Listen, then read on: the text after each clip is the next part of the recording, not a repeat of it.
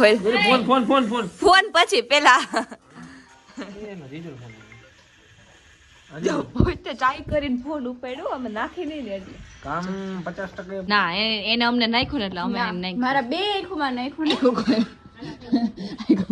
મારી બે આંખોમાં નાખ્યું મમ્મી ખોલ બટકો પડતો લાગે બટ રેડી દોલી જાય તું મને એકવાર આખું ખોલ દાલ એકવાર